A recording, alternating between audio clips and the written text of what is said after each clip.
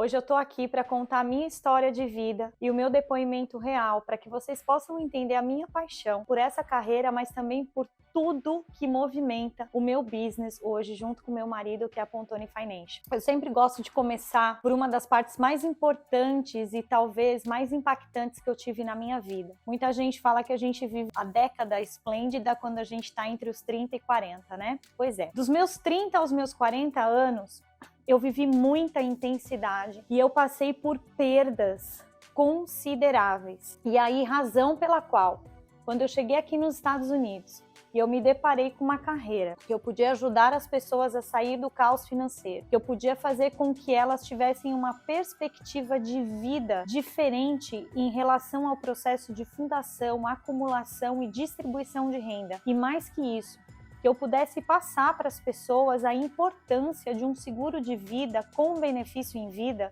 isso para mim fez toda a diferença, porque me fez lembrar de muitas situações que eu passei. Então eu vou aqui, no quadro, mensurar para vocês, para que vocês possam entender sobre o que eu tô falando. Vou fazer até uma timeline aqui, tá?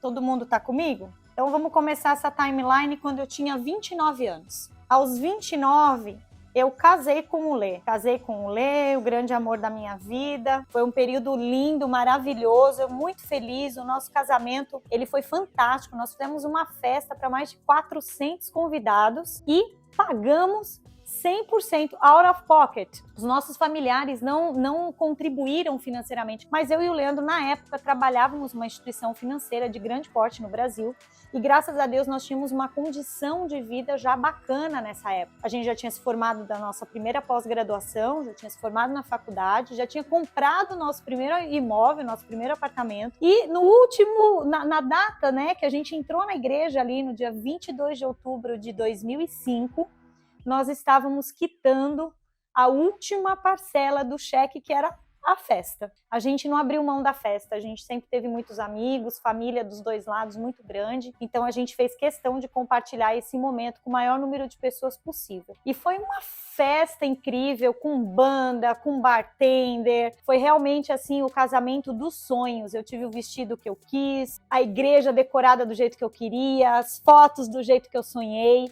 Então, realmente foi um momento muito especial na minha vida. Vamos dizer que eu estava vivendo ali o ano esplêndido, né? 5 meses depois que eu estava casada, em março de 2006, a minha mãe falece. Eu lembro que no meu casamento, quando a gente estava cumprimentando, né, os padrinhos no altar, a minha mãe virou para mim e falou assim: filha, agora eu vou em paz. Ela falou assim: agora eu vou em paz, porque eu sei que eu cumpri a minha missão aqui na Terra. Eu, na época, não me liguei muito, né? Eu falei: ai, mãe, até parece, né? Enfim, eu não imaginava o que estava por vir. A minha mãe, ela era hipertensa, ela era diabética e ela era dependente de insulina e ela não cuidava da vida dela, né? Ela não comia como ela deveria comer. E eu me lembro, com riqueza de detalhes, 7 dias antes do falecimento dela, que ela deu entrada no pronto atendimento com o diabetes, né? Na verdade, a glicose quase 600. E ela teve aí várias paradas cardíacas e depois de acho que umas 12, 13 horas de internação, infelizmente, ela não resistiu e ela faleceu. E minha mãe faleceu no momento que eu acho que eu mais precisava dela, porque eu estava recém-casada, então tinha muita coisa acontecendo, né?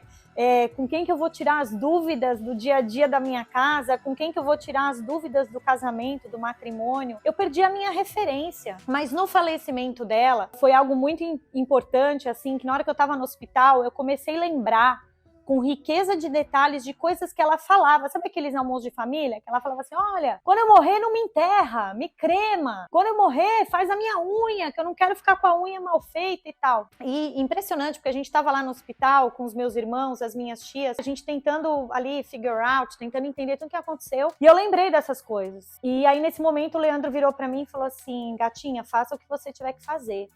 Eu vou te blindar e ninguém vai te impedir de cumprir com o desejo da tua mãe. E foi a primeira vez que eu comecei a perceber a importância de uma fundação financeira na vida do ser humano, porque eu cheguei para escolher o caixão da minha mãe e é um comércio, cara. As pessoas não estão preocupadas, porque o cara vê isso todo dia, toda hora, várias vezes ao dia. E eu lembro que eu peguei um caixão super bonito, como se fosse valer alguma coisa, né? Ela já tinha ido, mas eu queria fazer por ela. E aí o cara virou pra mim e falou, sei lá, acho que o caixão custava 6 mil reais. Aí eu virei assim, olhei pro Leandro e falei, caraca, meu, 6 pau um caixão pra queimar, né? Ou então pra usar pra outro, vai saber como é que é aí o processo. Aí o Leandro falou assim, não tem problema, vamos fazer.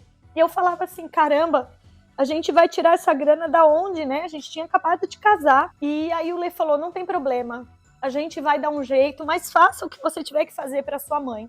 Por que eu tô contando isso pra vocês? Se aqui, neste momento, a minha mãe tivesse deixado um seguro de vida, se nós tivéssemos tido uma educação financeira, vocês podem ter certeza que a gente não teria passado por isso, mas esse só foi o primeiro momento. Depois nós tivemos as custas do funeral, nós tivemos as custas da cremação. A nossa campa da família era numa outra cidade, era Guarulhos, e minha mãe faleceu em São Paulo. Tinha custo do frete. Então quando a gente começou a colocar na ponta do lápis, a gente falou, não tem a menor condição de levar a mamãe para a campa da família Baldi, que é a família do meu pai, né? Então nós cremamos e a gente jogou as cinzas da minha mãe ao mar, como ela sempre pediu, como ela sempre desejou, né? Mas só de funeral, de caixão, de custas operacionais, o custo da prefeitura, eu lembro que foram em torno de 11 mil reais. De tudo que valeu ali, né, esse processo da minha mãe. Mas não parou por aí. Eu não tinha experiência, nem os meus irmãos, sobre uma coisa chamada imposto de causa-mortes e também sobre a questão de inventário, né? Depois que uma pessoa falece, você precisa cuidar do inventário, você precisa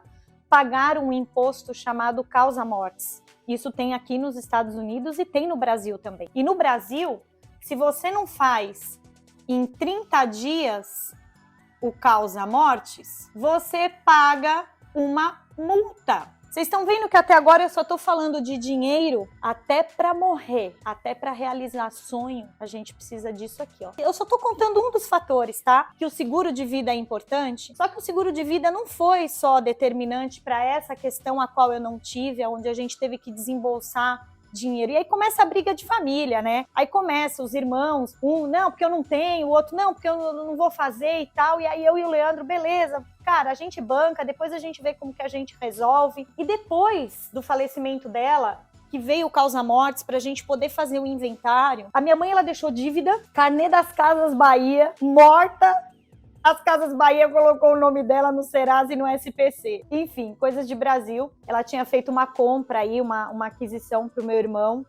E aí as Casas Bahia ia lá e cobrava minha mãe todo mês disso daí. E fora isso, ela tinha um imóvel, né? Meus pais tinham um imóvel. Eu venho de família simples, família de classe média no Brasil. Estudei em escola estadual, escola pública. Eu não tive a oportunidade de estudar em escola particular. Por conta de tudo isso, hoje eu vejo, né, o quanto a gente era mal educado financeiramente. A minha mãe, ela era aquele tipo de pessoa que era assim, ó, vamos viver o hoje, vamos viver o agora. Quando meu pai recebia, era o dia que a gente tomava Coca-Cola, era o dia que a gente comia carne, né?